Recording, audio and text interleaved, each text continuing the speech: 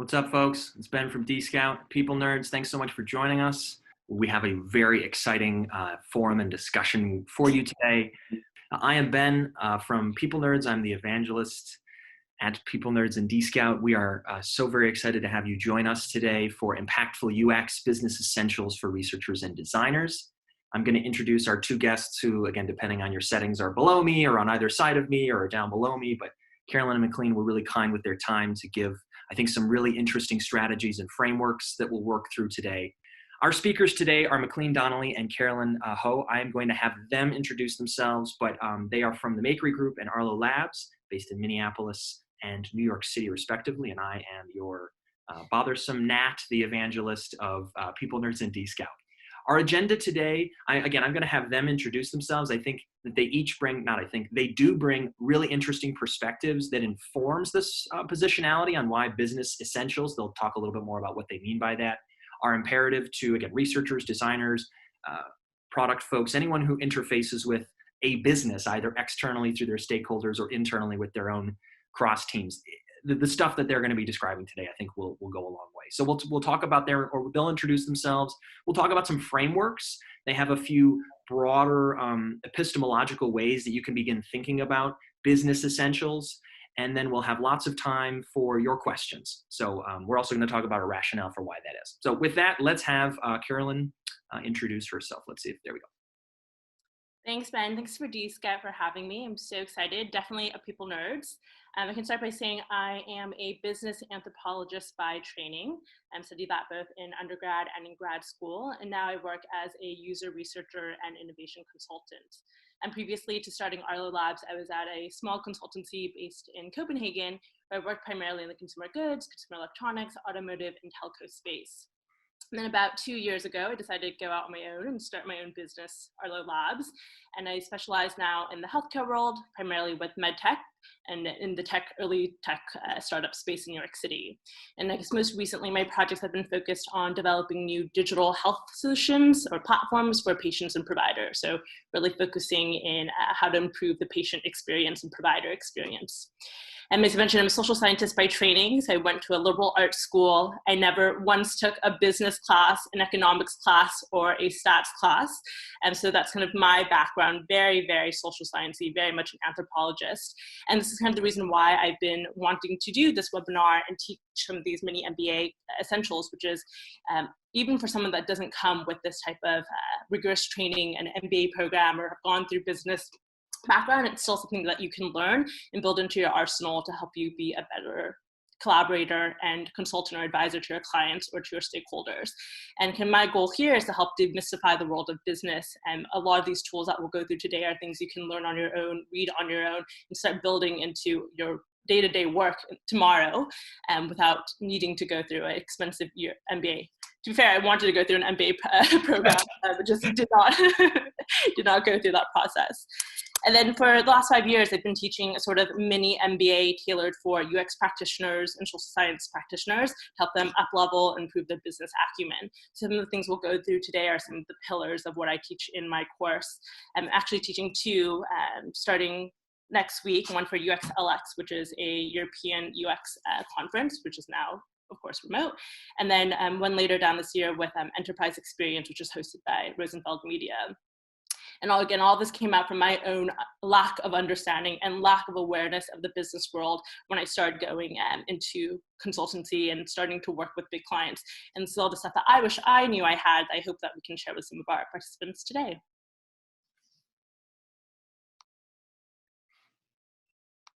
Well, hello. Yeah, thanks, Ben. Hello, everyone. McLean here. Most recently, I was the Vice President of User Experience Design for Shutterstock in New York City. I'm sure many of us know it as the stock photography platform. It's actually a pretty scaled two-sided marketplace. Every second, about 10 creative assets are downloaded, publicly traded. 2/3 of our revenue came from outside North America. I oversaw a 25-person design organization, everything from research, UX to UI. Before that, I was at Expedia in Seattle. I'm sure we're all familiar with the brand. A very scaled e-commerce platform. I think my last year there, we did 1,700 A/B tests. Just to give you a sense, we had 150 UX designers on staff, so kind of inmates running the asylum. And I think kind of pertinent to today's conversation, earlier in my career as I progressed, I found myself in boardroom meetings and investor meetings, and words like EBITDA and profit and loss statement would pop on the screen, and I'd say, well, here's my envisioned prototype, and really found that the language of business is finance, and I didn't speak it. So during the day I was a UX designer, and at night I took the bus downtown and got my master's of business administration. So imagine me like in a Hawaiian shirt with kind of a bunch of folks in suits. But I was able to really kind of take what I learned at night in finance and strategy and really weave it into my human-centered design practice. So I'm really excited just to share a couple lessons I learned, some of the hard way, with you all, because I completely agree with Carolyn. You don't need the MBA to learn these things. These are teachable skills, and learning these skills will really make your work more impactful and valuable. Yeah, so I'm so glad I'm doing this webinar with McLean, because I think we come from, similar worlds, but different perspectives. I'm very much in the research world. He's very much in the design world. We're both in consultancy now, but he worked in enterprise, and I worked mostly my whole life in consultancy. So I think it's really cool we can bring these different perspectives together and still say, how do business essentials help us as UX practitioners? For sure, Batman and Robin model. You'd be Batman, I'll be Robin, whatever. We're good. And I love it because for me, we've been doing some work at People Nerds with folks like Steve, who was heckling me earlier, and I love that, Steve, by the way. We were asking folks like, what's on your mind? Research leaders in particular, design leaders, research leaders, insight leaders. And they were talking a lot about how they are hearing from their frontline, both designers and more so their UX, CX people, that, McLean, to your point, they're tired of doing A/B tests or concept prototype tests, that they want to get into strategy. So often they would say like, my practitioners and my UXRs, they keep telling me about how they want to be at the strategy side of things. And I think that what we'll be discussing today is a path toward that. You need to be able to advocate for the user. And I think what McLean and Carolyn will be talking about is also advocating for your work. And if you can tie it to some outcomes, you will get a seat, as we're going to talk now, at the table to start asking some of those strategy level questions. Where should our business go when everyone is remote and our digital engagement is up this, but our brick and mortar engagement is down this, for example? If you're someone who believes that research or a design research process could help answer that question, you'll need to advocate for that. So Carolyn, why don't you talk a little bit about why you believe it's important to get a seat at the table for folks who are user-centered? I mean, this language at the table has been around for years. I think across all the practitioners today, that's something we really feel has happened. It's advanced researchers, designers, we are at the exact table. I actually want to start by talking about one of my own experiences when I was very early in my career at my last consultancy. I was sitting at a round table with my client, not an exact table, but just a normal table where we were doing a round of introductions to kickstart a project. And everyone here at the table was in marketing or strategy. And the project specifically was around how to position a new product onto the market, and specifically a children's toy. And when it finally got to me, I said, "Hi, I'm Carolyn. I'm an applied anthropologist, and I'm so glad to be here." And I remember the woman next to me, who is the PM, she looks at me, she says, "I'm sorry, but how can an anthropologist help us here?" and I remember, it's like, oh man, this is actually a time where I'm sitting at a table getting questioned why I'm here. Again, being a young female person that comes from a social science background, sitting with all these strategy people, I felt very insecure, very uncomfortable. And this was a sticking moment in my career of, I don't want this to happen again, where I feel people see my background as working against me and not credible in helping them achieve their business goals, even though, again, I come from a different area of expertise. So that was kind of a sticking point where I thought, this is where I need to start up-leveling myself, starting teaching myself the business tools, and to have a conversation at the table and not be questioned. And so, again, as I mentioned, I think more and more seeing more of advancement of UX people who are part of strategic decision-making. We're not really at the end just validating product decisions or validating research insights or making things look pretty. We're really there kind of at the forefront of where should this business go. I think one key thing that we're going to see moving down the line is that UX strategy will essentially become business strategy. They will not be two separate entities, working parallel but separate. But I think the two will be formed together, and even more so we'll be working with the business people in informing that. And then one thing I want to say is, as we are getting a seat at the table and we're working much closer with the decision makers and the execs, as McLean said, we really need to start learning the language of our peers and to communicate with them in their language. And so much of our time as social scientists or researchers, designers has been focused on representing the voice of the user and making sure that we are representing their needs and their challenges, designing for them. But at the end of the day, we also need to recognize that we are here to represent our businesses, our companies, our clients, and that we need to build and design in line with what their end goals are. So how do we speak the language of business, and how do we actually start to build empathy, not just for the users, where our expertise is, but really for our clients and stakeholders, understanding what are their journeys, their motivations, their goals. I think that's, questions we need to be asking ourselves. What matters to them? What are their KPIs? What is the language they're using when they're talking to their peers? Things like CLTV, MRR, like hack, all these things I never heard and understand before that is being thrown around the table. How do we actually understand that, why that's important for them, and help our clients or stakeholders meet their goals as well? And then one thing I always say when I'm working with my teams is how we focus on understanding our users' needs and challenges before we start designing solutions for them. It's the exact same type of mental model that we need to apply for our businesses. So what are our businesses' challenges? What are their needs? What are their motivations? We have to have a really solid understanding of that before we can help ideate for them as well. And McLean, these beautiful numbers, those are yours. Could you say a little bit why you wanted those to be here as we introduce the topic of the sort of rationale? Why should we care? Yeah, I think there's a real tailwind that's getting us that seat at the table. It can feel like a high chair, but it's a seat. But today alone, just under 1 million websites are going to go live. We've seen open source technology make bringing products and services to market easier and easier.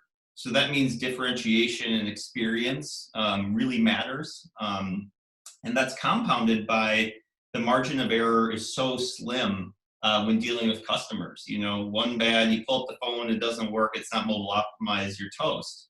That's all it takes to kind of lose a customer in today's economy. And then also, I think from designers, we're thrusted up into that seat, but then we're asked to be horizontal too. We have to work with human resources, marketing. We really are stretched across almost like human resources are. And so really stretched vertically. And then there's huge expectations for us. There was a great study that found like Airbnb, Warby Parker, all these kind of design-centric companies outperformed the S&P index, which is the aggregate of the top 500 companies, public companies, by 228%. So this isn't just the design evangelism. These are real dollars in today's economy. That's awesome. And folks who are asking questions, thank you. Keep those coming. We have a lot of questions about ROI and metrics, and Carolyn and McLean have some really great models and frameworks that, again, I forgot to mention this at the top, but you will receive this recording as well as the slides. So that everything that they'll be talking about, you will get copies of. All right, so let's get into that. One of the frameworks we have. Carolyn, this is the sort of core tenets that you believe undergird some of the business basics. Could you walk us through these? Sure. So exactly what you said, what do we mean when we talk about business essentials, and where do we even start with someone who, again, comes from a UX perspective? It's kind of my 3 areas where I start my workshops or seminars on. If we can have a basic understanding, do some reading on these 3 areas, I think we'll be much better equipped and positioned to be interlocutors with our colleagues. And that's financial principles, organizational structure, and corporate strategy. I think that these are all words that we hear and we know, but to really deep dive and understand kind of what each of these are. So I'll go through each of them really quickly and then we can kind of discuss. But first one around financial principles, as McLean really put it well earlier, he said, what is the language of business? It's finance. It's money, it's dollars. This is how all the execs communicate their results to the world, and how they evaluate whether success is happening or success is not happening. So this is something that's really key, also probably really scary for a lot of UX practitioners where, again, I never took a finance course, I never took a stats course, economics course, I never understood what P&L meant. I never read an annual report prior to starting to try to up-level my business thinking. But I think one of the key things for me is when we think about financial principles, the number one thing where I think everyone should be starting, if your company is public or your clients are public, is to be reading the annual report and specifically the profit and loss statement. I know this sounds very kind of banal and obvious, but I think from my own experience in this world, you'd be quite surprised how few people actually take the time or build that into their workflow or work process to get a super solid understanding of where they are today as a company. And again, why finance is the language of business. And at the end of the day, every business goal is really to drive the top line, which is to increase your revenue, or to drive the bottom line, which is to cut costs, increase your net income. And that's kind of the most simplistic way of understanding businesses, but that is, again, how do we keep a more commercial mindset as UX practitioners, which is our job is to help support the company drive the top line or bottom line through better products, through better services, through better user experiences. So that's kind of where I'm always starting to teach the course, which is dissecting the profit and loss and really understanding how is the company performing. Even if their revenue looks like it's growing, if you're dissecting and saying, well, their net income is decreasing or the rate of growth has changed, there are reasons or rationales for why that's happening. And that's our goal, to kind of dissect why that's going on and how we can better frame our own research projects and to help kind of dissect and improve and drive changes for it to drive the top line or bottom line. So again, understand where the company is spending money, where the money is going, whether the goal is to cut costs, to drive the top line. And those are things that you need to have a better understanding of to be more effective in your own role, and also to speak that language. So if you're with an exec and you understand that their biggest pressure is cutting SG&A, which is the general kind of operating costs, and your goal and mandate is to launch new products on the market, which is very much going to cost them a lot more money, how can you guys work together to see there are two different conflicting needs and goals, and where can we coalesce to come together? So that's the first one, very basic. It was just understanding financial principles and understand the profit and loss statements specifically. And I think if you can show your stakeholders that you understand the pressures they're under and you can use that language, I think they'll be much more open to also coming up with new product recommendations, innovations, etc. And Carolyn, sorry to hop in, just a quick kind of way to kind of bring this to your desk tomorrow at work. Any company you work for, whether it's a nonprofit, a startup, or a scaled company, they have these people whose whole job it is to prepare the P&L statements and income statements. They're called accountants. They're people too. But I know a secret about accountants. They love burritos. Yep, that's true. And but I'm being flippant, but I'm kind of serious actually. Like, I think you'd be really amazed if you take the time, work, cross-functionally, buy your accountant a burrito and have them walk through those documents either for your company or a public company, and just get a cup of coffee with them every quarter. You're going to go 0 to 60 real quick and just kind of understand that dialogue, and we'll fill in some gaps there. But I mean, go buy your accountant a burrito. You'll pick up some new lingo just in the day. Mm-hmm. Yeah, and I can say again, this is something I hear all the time with my clients, which is my job is often to ideate new products and services on the market, which is new capabilities, new things that we need to invest in, and that drives their top line. But so often, I think a lot of the execs are focused on cutting costs and trying to reduce the SG&A. So I'm always at odds with them of, why is your recommendation strong enough for me to take a bet on that versus, reducing the sales force, things like that. So I think just showing empathy again for where they are, where they feel pressures from their own business, and having a strong rationale for your own case. Carolyn, if I may interject for a second, we have a lot of questions about something that you and McLean are talking about. So we've got folks who are asking a lot about ROI and ways that they can tie their work to success metrics. And I know we have some models for doing that later. I'm wondering if you could talk about when each of you works with customers who, again, or clients where you're asked that question, like, but how will my investment in you return, what sort of ROI will I get? Are there outcome metrics or variables that you tie them to, ones that have worked in the past? Again, the questions are blowing up with these sort of like, yeah, but how do I break through? So McLean's topic or point about we'll meet with the people who are the knowledge source for what P&L looks like or how we did last quarter to this quarter. Do you have any wins that you can describe when you use that language, again, specifically around finance or an outcome that you tied your research to? I can pop in just real quick from kind of a project that we worked on Shutterstock. I got to Shutterstock, and we've got a lot of different business verticals, footage, images, music, different ones. And essentially each of them were on different technology stacks with different UI structures behind it. And we knew just as designers intuitively that a new design system would give a new look and feel and resonate with users. But that within itself doesn't convince a CFO to fund a major initiative like that. And so what we did, to Carolyn's point earlier, was what we calculated was, well, we've got 200 engineers, and what 25% of their time are being spent on just maintenance of this brittle, archaic system. What's an engineer's salary? 150 grand, slice that out. And we were able to quantify how much time we're spending just on maintenance of this system alone. And then we were able to calculate that versus the cost of the initiative. And so taking 25% of a very precious resource and now investing that into revenue generating experiences rather than just cost and maintenance paid for the initiative itself many times over. So for designers, yeah, I know sometimes business folks think revenue generating, but a lot of our initiatives really work towards cost savings. And so that's a great way to find some quick wins, put some numbers against it. And as Carolyn said, at the end of the day, cost savings goes into operating income. It's not like it goes to the happy hour budget. So that's a quick way to kind of find some financial metrics to articulate the value of the work that you're proposing. I could talk about one of my recent projects with a med tech company, and it's in the area of chronic pain. And this company creates a device that helps people better manage and cope with it. But really, there is a product that you test for a couple of weeks to see if it works for you, and then you decide whether you want to move forward and actually get it. So there's this kind of user journey.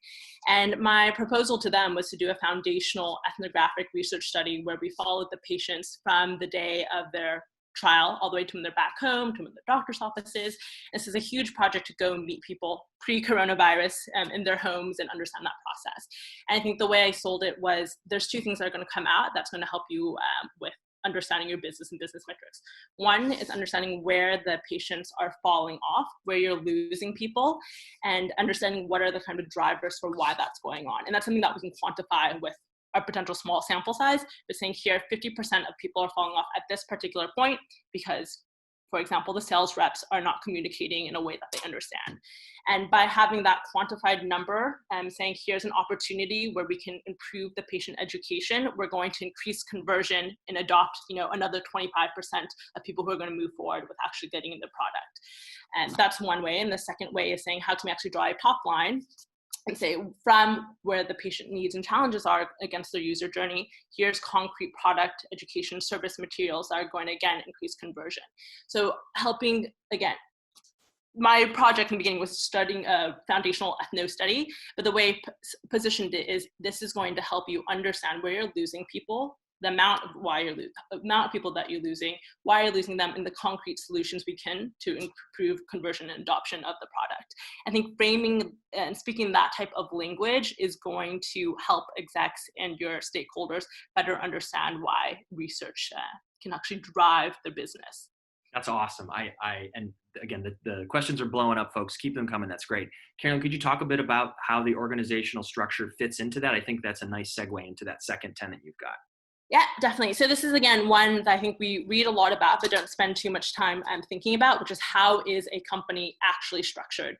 And later we'll be talking a little bit about strategy, but the big thing is structure follows strategy. You organize your people, you organize your teams in a way that helps your business achieve their goals. So there's actually many different ways companies can be organized: functional, by whether you're marketing or engineering, and by product, by your different product lines, by geography, or a matrix, which is kind of a hybrid of those. So very first thing to understand is how is my company organized and why have they put people in that sort of hierarchy? And again, this helps you be a better cross-functional collaborator if you understand the different needs of your marketers or engineers, etc.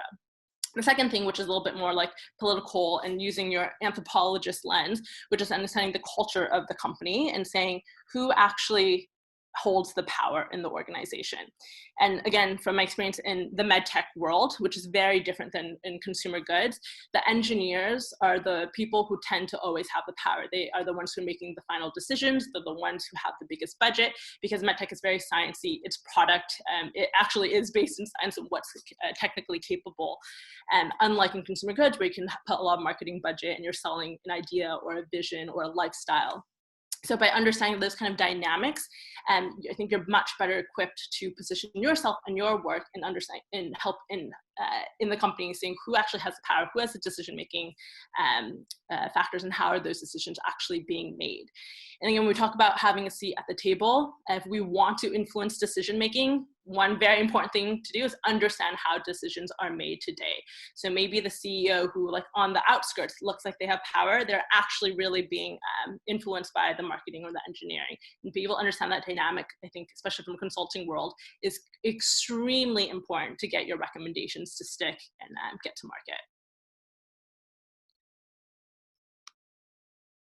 Okay, and then I can talk a little bit about corporate strategy, which is the kind of the biggest area. And I know strategy is a word that we throw around so often, and something that myself and many companies don't have a super strong understanding of, and we confuse tactics with strategy and tactics with goals, and it's quite, I think, confusing. But this is, I think, one of the most important things that we as UX practitioners need to understand: the actual strategy of our company, not just of the UX world or what our mandate is that we're working on for the next 6 months or the next year, but really what is their long-term goal 5 years from now, and what is their short-term goal 1 year from now. And I think for us, if you want to design a solution that is actually going to drive top line or bottom line, we first need to understand what is the company's problem and how does a strategy that they build solve on that problem. If you can't define the problem, you can't define the solution.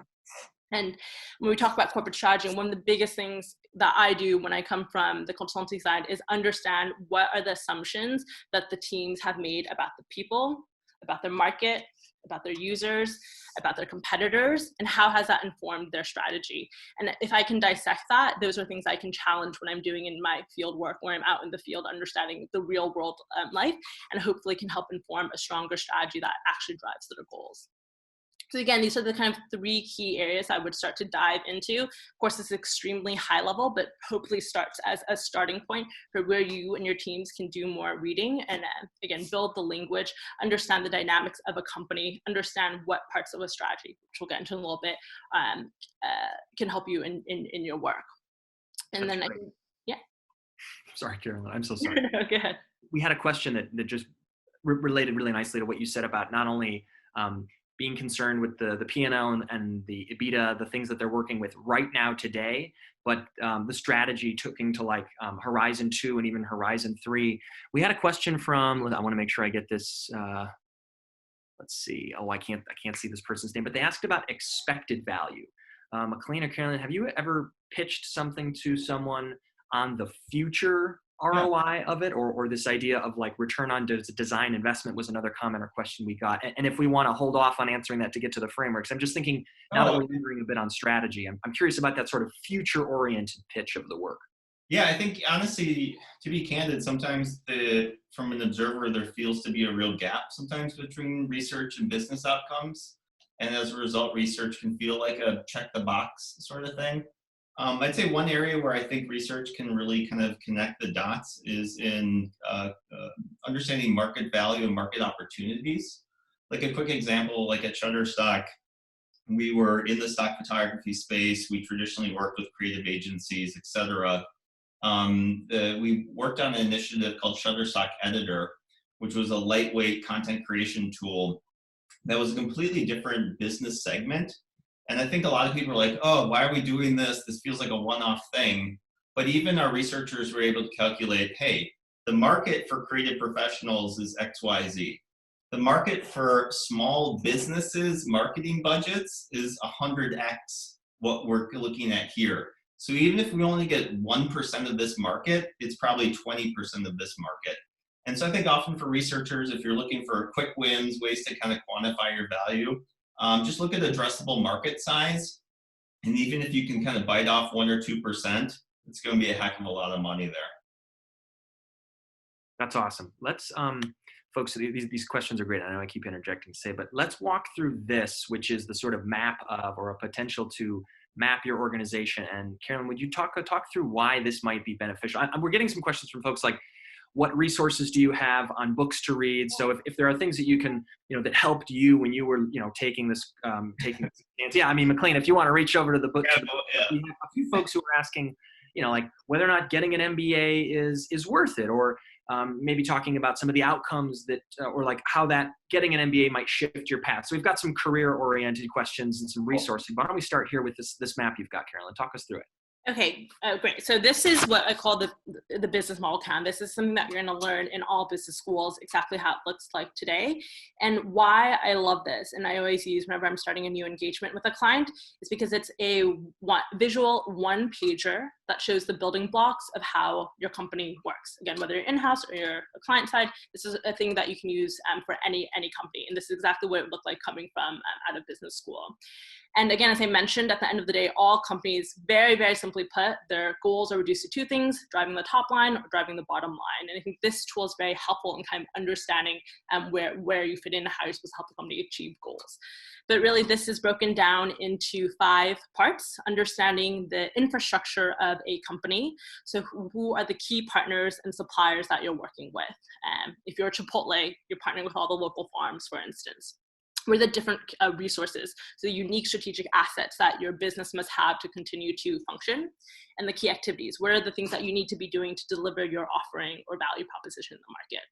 So again, those are probably things that a lot of us are not necessarily touching. I would say UXers are very much working in the offering side, so around the product or the service, and defining what the value proposition is, so what makes your offering compelling or unique, especially compared to other players on the market. And on the right-hand side, we have the customers, where we're doing a lot of the work and understanding. So again, channels, how are you actually reaching out to them? How are you promoting yourself through communication, distribution, or sales? Who are your customer segments? So how are you actually breaking up the different cohorts of people that you're serving? And the customer relationships, how do you interact with them? What are the different touch points across their user journey? And then at the very bottom, which again, I think many of us are not in this world or space, which is the finance, the underlying pinning that help us deliver our offerings and create a product on the market. And this is revenue stream, how are we actually making money from the value prop, and the cost structure, which is what are the cost drivers, things that we're spending money to make the company function. So again, this is a rough skeleton, but the way I use it and the reason why it's helpful is because you can map all the different activities of company on this one page and create some coherent understanding of how your business functions. And then more importantly, I think UX to not work in a silo so much and say, hey, if we make this change into how we communicate with our customers in the channels section on the right-hand side, how does that actually impact what that means for the cost structure? Does that mean we're spending a lot more money opening retail stores, for instance? How does that impact what we need on the partnership side? Okay, we need to build relationships with XYZ people. And that just shows that any UX decision you make or recommendation you make, it has an impact on all other aspects of the company, some that you may not see or you're not close to because you're not sitting with the finance manager on the one side or head of BD on the other side, but there are concrete implications. I think this is a great tool for you and your teams to sit down and say, hey, if we have these changes or recommendations for our product or service, what does that mean for the rest of the company? What does that mean for our revenue stream, for driving the cost structure, for driving the bottom line or the top line? So again, I think for people who don't necessarily have an MBA or a strong business background, this is a kind of dumbed down one pager of how everything works, and a great starting point for you to map out the different people and ways that your company is functioning. Yeah, Brittany asked a really good question. What's the difference between power and influence? My background is I have a PhD in social science studying influence. Cialdini, I'm in Arizona right now. I got my PhD at Arizona State, not with Cialdini, but I took classes with him and studied alongside. So that's a cool question. That is an entirely different webinar. I love it. But I think you can partially answer that question or at least glean some of that intel by doing what Carolyn is talking about here. I know I can speak from DScout. We are really leaning into cross-team collaboration when we're at a distance. I can't just peek my head over and yell a question to the product and your sales team. I have to now Slack or email them. Fact finding can be done, as McLean said, like buying a burrito or just like having a quick Zoom call or a hangout with someone and asking them like, so what are y'all's OKRs this quarter? And that might be on an intranet or an internal wiki, but to McLean's point, and as a communication person, talking to people will give you a lot of intel that you need, such that there have been some questions in the chat about like, who is your CEO influenced by? What metrics and outcomes most influence your CEO? Again, that's right up my alley as a comm person. Like, you'll learn that by the approach that the engineering team takes. Are they terse with their responses? Do you hear that they are justifying the rationale for their work? Or are they just saying, well, we're doing it because X, or we were asked to do it, so we're doing it? Like, is it a transactional nature? Is it relational? I'm asking you to be more of the UX, nerdy people that you are. Doing what Carolyn has presented here, this canvas, will, I think, get you a lot of that secondary and tertiary intel. Who influences whom? What are the processes? And you might already know these things, but mapping it out could really add some drive to the initiatives you take. And Ben, just a quick follow-up. I'm tracking the great questions here in the Q&A, and there's a few around like is it worth getting an MBA? Like, oh yeah. I'd say, looking at this, kind of like, I'm like, oh yeah, that's what I learned. That's what it was. I'd say real quick, like skills over degrees. I really mean that. I'd say candidly, like a third of my MBA program was incredibly valuable in learning statistics and finance and strategy. Business law and some of the other things weren't 100% applicable. And again, like Khan Academy has a great free finance course. Go take that. You'll need an IPA or a glass of red wine. It's a little dry.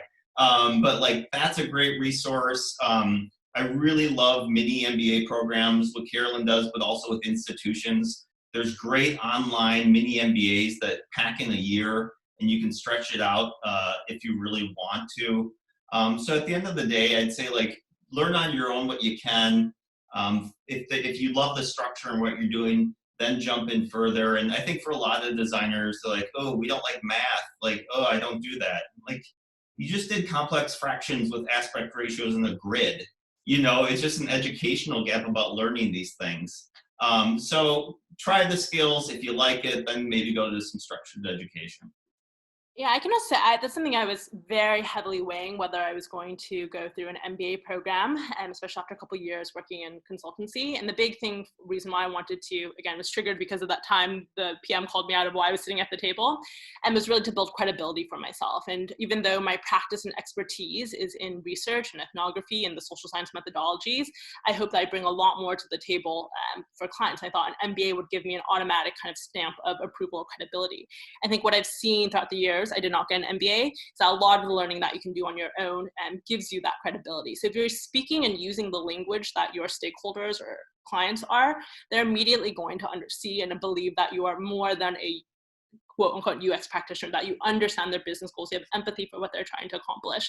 And actually I just a couple days ago, I got off a call for a discovery call for a potential new client. And he was saying, really our end goal is to XYZ. And he said, I can, from the way you're speaking, I understand that you have a very underlying commercial layer. And that is maybe for some people a huge turnoff, but for me, something that I am proud to have, and something I think that as US practitioners need to be speaking the type of language. So using words like differentiator or conversion or value prop, concrete things that you are going to be reading in their annual report, and being able to somewhat kind of parrot or mimic that shows you have that understanding, builds that credibility immediately. And I think those are some of the smaller tricks and tools that I'm doing to show that I understand the larger kind of business problems and areas where my clients are struggling with. I'm quick interjection. Carolyn, McLean, can you stay after the top of the hour for about 5-10 more minutes, just in case? Okay, so folks, if you have to jump in 15 minutes because you've got another meeting to go to, don't worry, you'll have the recording. We will also send you, Carolyn mentioned ILX and I think the Enterprise UX, both organizations that I've had the pleasure of attending and working with, super smart. So we'll make sure that you get Carolyn's course, as well as McLean wrote a really interesting article for Smashing Magazine about a lot of the things that we're talking about. So you will have tons of resources if you want to dig deeper. We'll make sure that you have Carolyn's info, McLean's info, and some of the things that they've written on this. So let's move now from sort of sketching out, and again, some of the communicative secondary things that you can get, to this, the diamond of strategy. Carolyn, walk us through what we got here. Yeah, I love this. This is the gold standard for understanding strategy. I highly recommend everyone reading the article by Hambrick and Fredrickson. It's called The Strategy Diamond. And basically this is, again, a very quick visual way of putting all the different parts of an organization's strategy together. I think the way they frame it is, if a company has a strategy, the strategy must have a part, and the parts all must be cohesive and support one another. And again, this is a great tool that I use when I'm starting any project to map out where are the different arenas of where the company is active, where are the different vehicles for how they're getting there, the differentiators for how we'll win. I know McLean's going to talk a little bit about that down the line, and the staging, which is our sequence of how we're going to make decisions, move on the market, and the economic logic, which is how returns will be made. So again, this is something I actually do even with my clients, because if you ask anyone what a company's strategy is, I 100% believe that you're going to get 10 different answers and no one's going to be completely aligned, especially the larger, more enterprise companies as they are. And a really great starting point is when you and your teams, your collaborators are all on the same page of where we think the company's strategy is going, or where we think they're making the big bets, or where their assumptions are for how they have chosen to act in the market.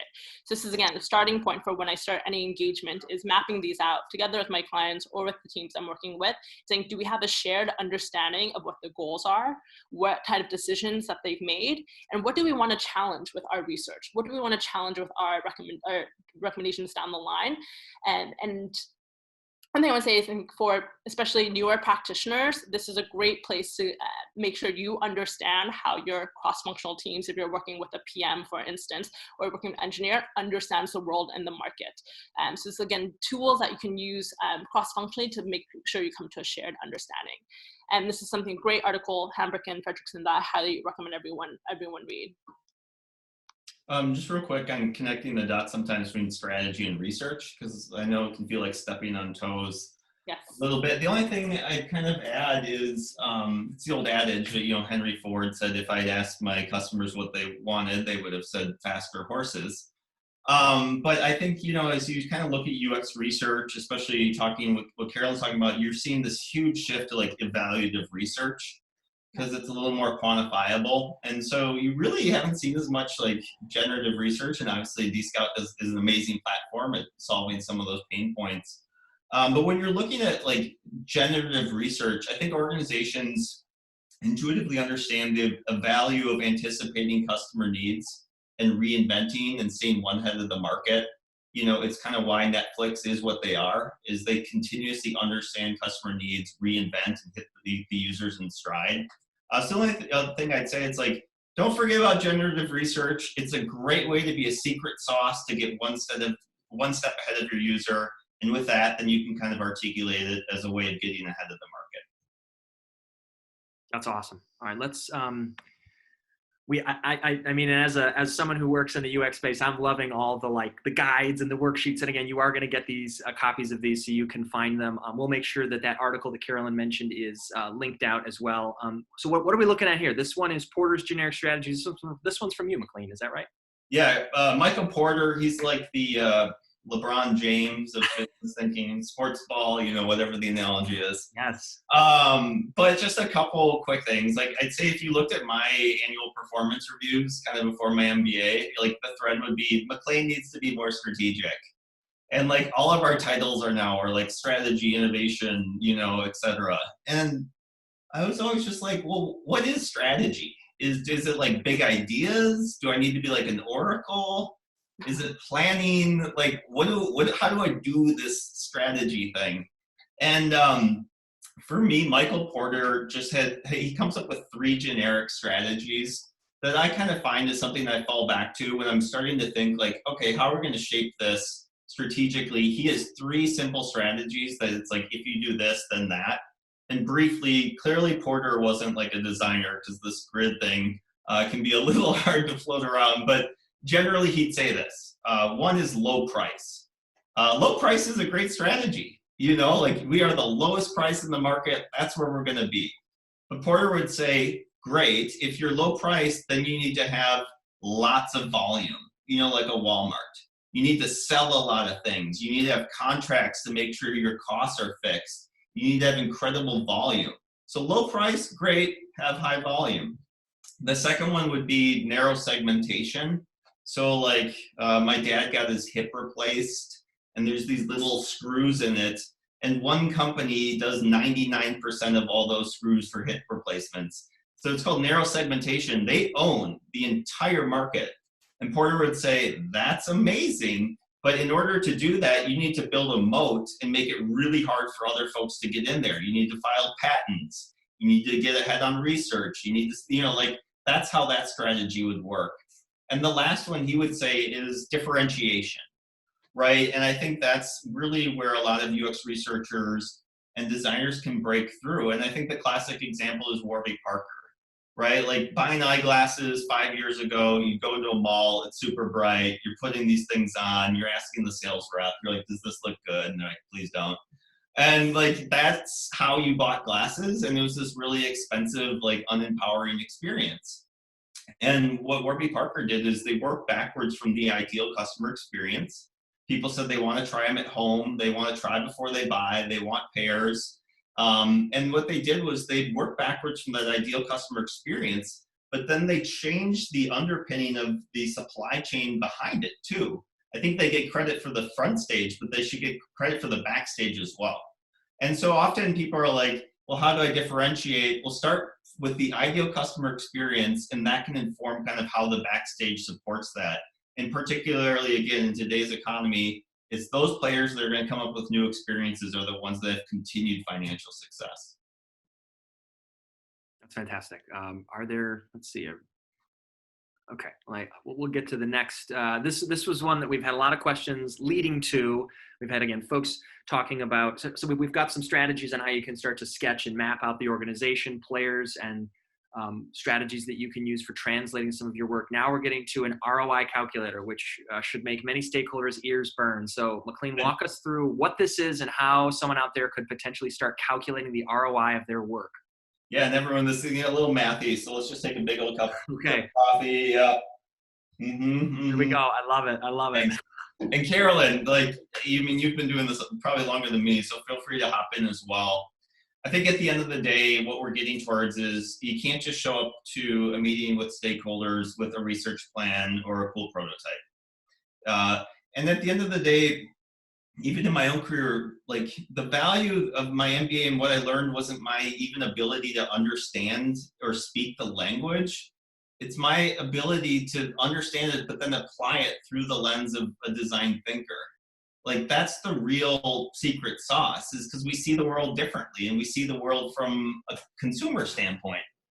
I'll get into this, but just kind of articulate how that works in the real world. So I took a job at Expedia.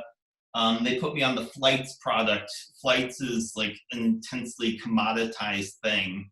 And they're like, we need to decommoditize flights. And I was like, I don't know what that means. So I did what I said. I met with someone from investor relations. And what I found was that when you buy a flight on Expedia, basically the company only makes $7 a flight.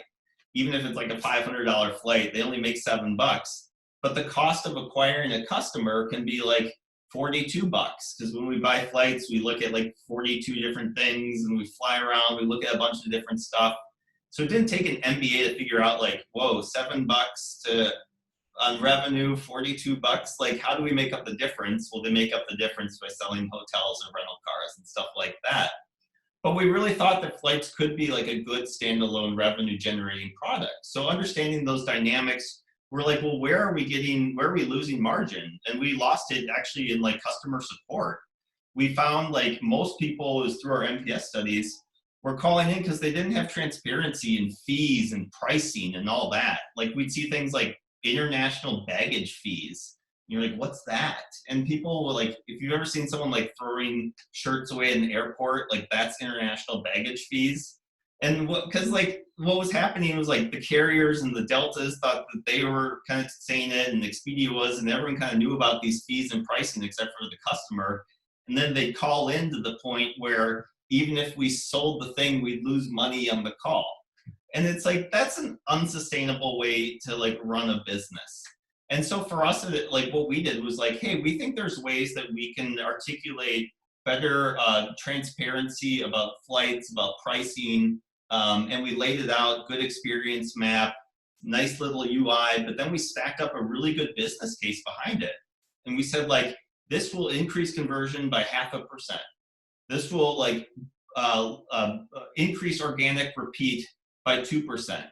This will bend customer costs by 1/3%. And at scale, that's tens of millions of dollars. And so we'll say like, hey, this initiative might take 2 teams, 5 designers, 10 engineers, that's $500,000. But over the course of 3 years, that's going to be 9.5 million in net income. And so at that point, it's arithmetic, And so what I'd say to start to stitch together your ROI calculator, 2 things. One, just like Carolyn said, get good at P&L, be able to read a P&L statement. And 2, I think the missing piece from designers is actually just using the information we have in Google Analytics.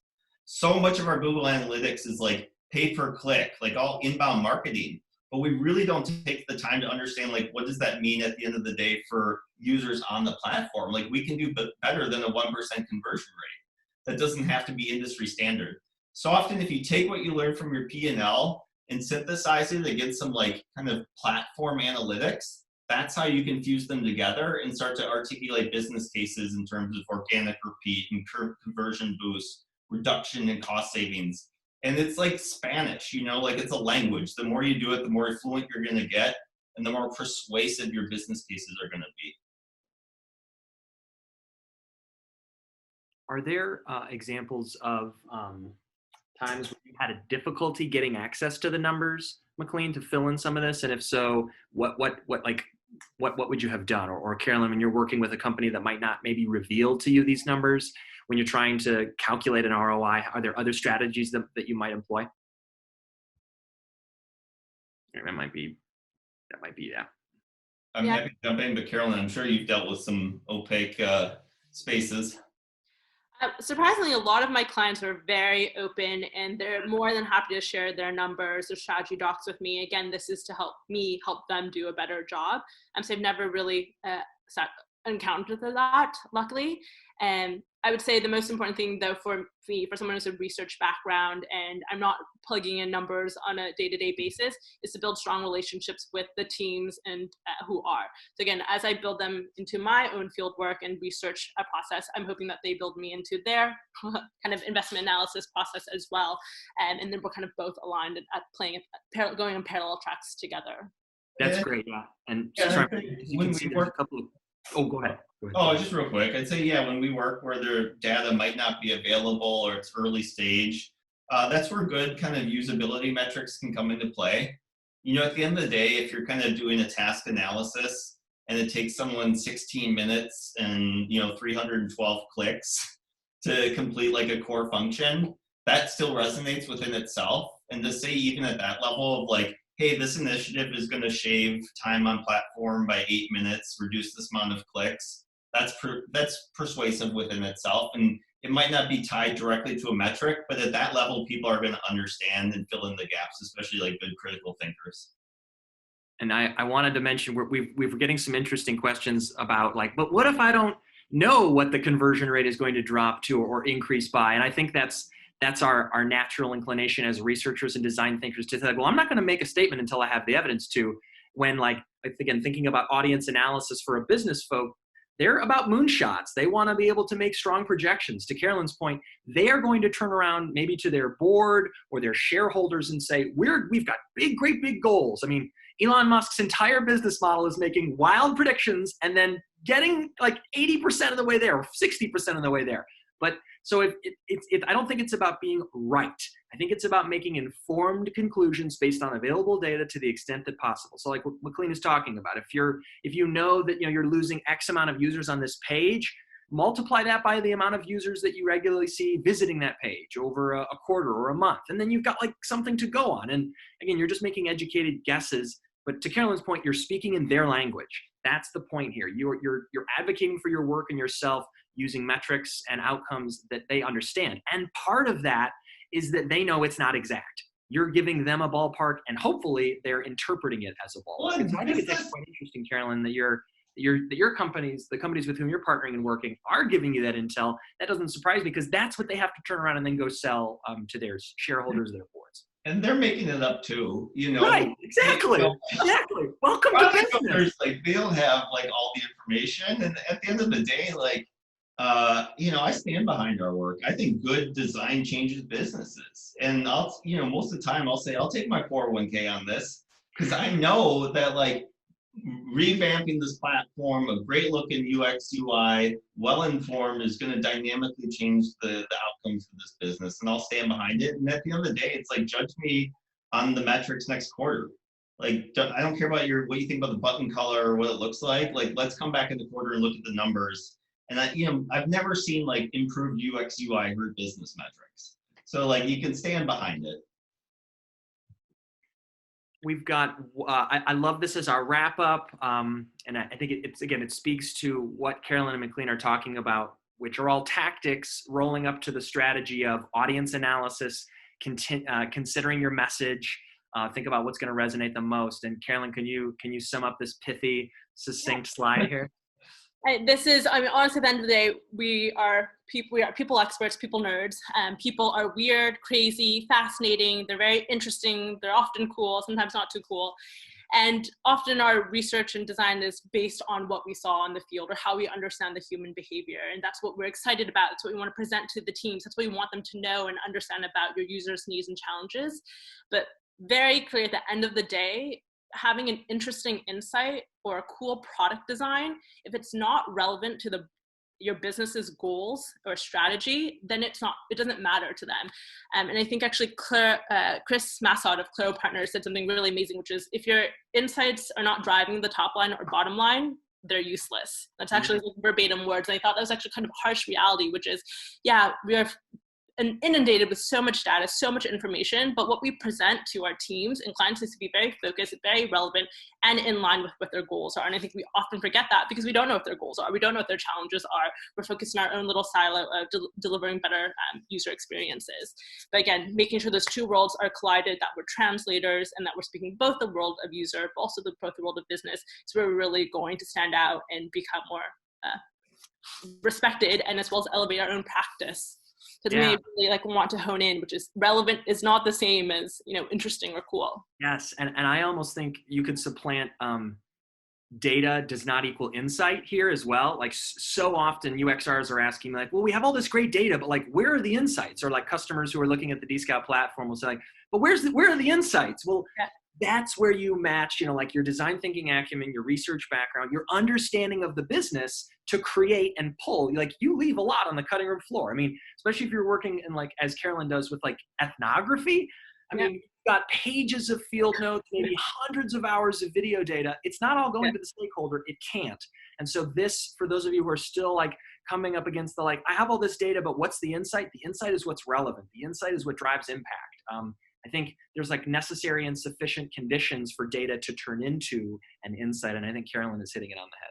And so two of the questions I always ask myself before I present a deck or recommendation is that where's the so what in this? And then back, where's the money in this? And again, those are very commercial things, but I need to understand and have a perspective anytime I'm going in front of my clients and giving them a recommendation. And then we have one final bit, which is, this is our moonshot slide. McLean's going to talk about where it has been done. But as you're advocating for yourself, your work, your teams, you might find yourself climbing. So McLean, you want to walk us through who W. Edwards Deming is?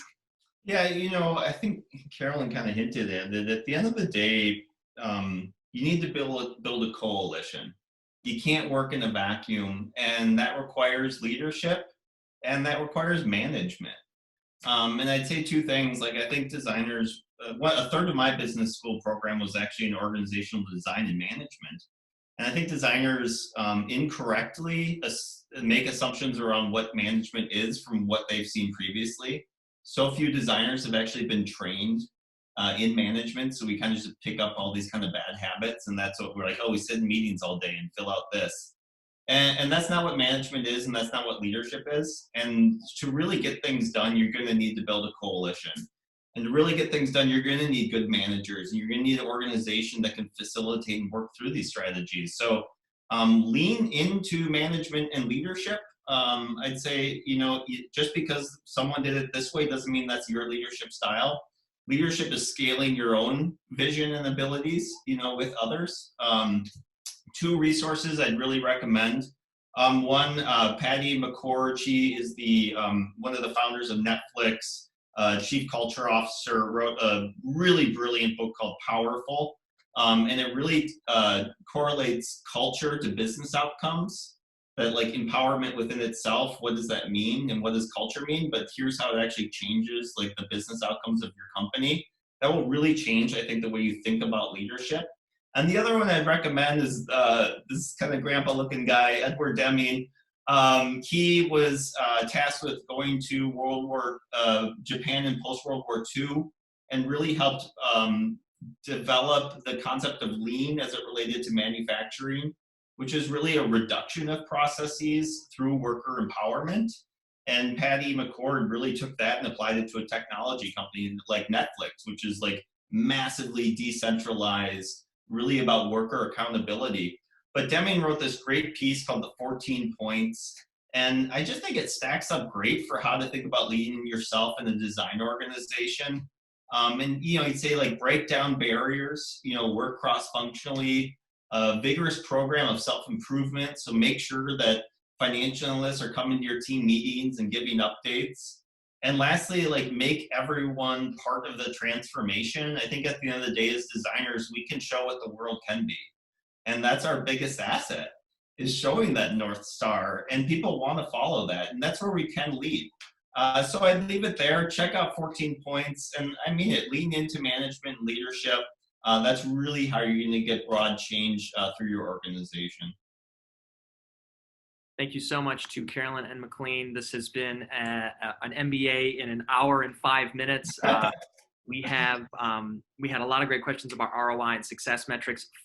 Seek out these people. I have had the pleasure of working with them the last 4 weeks. They are so gracious in giving of their time. Again, we'll make sure that you have access to both the educational leadership that they're doing, the articles they've written, and the cool companies that they are making happen in the world. Carolyn, McLean, thank you so much very much for your time. Thanks, everybody. Thanks, guys. Take care, everyone. Be well and stay well. We'll see you next time.